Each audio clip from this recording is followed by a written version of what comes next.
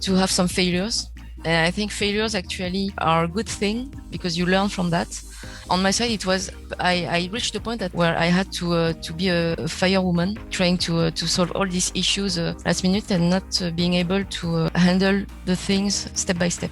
So I started to read a lot of self-development books, watching videos, trying to learn more and discussing with friends actually about their different experiences. If I was not able to speak vocally about this, I would write to them and then we would have those chats comparing our experiences. Just one last thing, I think what was important as well, and I forgot to mention that, it's finding yourself a mentor, a role model that can help you see where you struggle, where you can improve. They would inspire me. They would impress me at some point as well. But then they were humble enough to have those open talks, speaking about their own weaknesses, their struggles. This is what I learned from them as well. Being open-minded, to be transparent enough and to say, okay, right now I'm stuck. And even me as a manager, I'm stuck.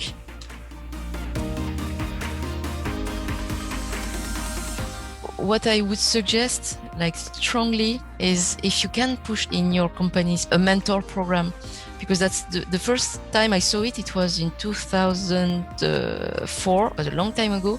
It was in Hewlett-Packard in France. They had this mentorship program for women, how to make them grow in their career path.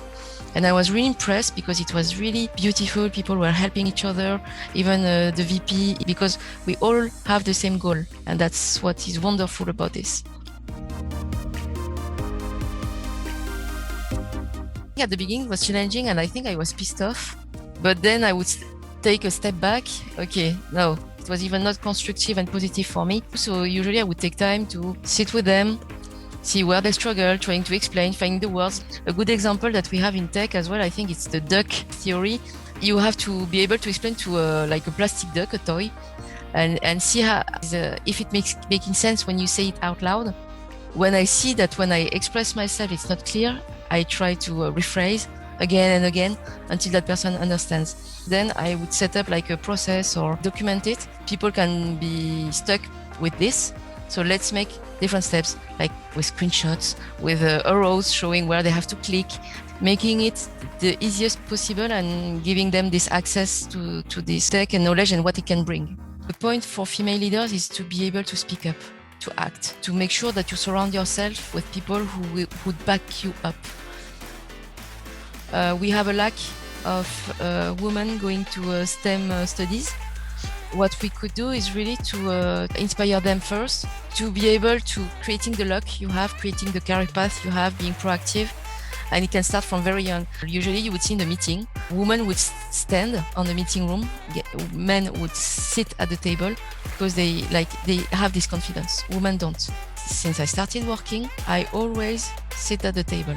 Even now, as usually one of the rare female leader at the table surrounded by male only.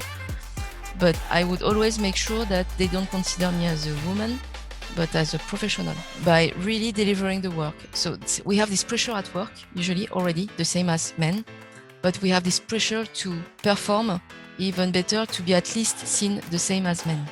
For that, usually I would take those women I have in my teams and train them, talk to them, say, okay, in this situation, you should have done that, I think. Make the presentation different, then you would have more impact on your audience, which is male. It's as well not taking personally some comments sometimes as well, or speak up when you feel that it's too aggressive or it's related to your gender. Talk to your managers. The point for female leaders is to be able to speak up, to act, to make sure that you surround yourself with people who would back you up.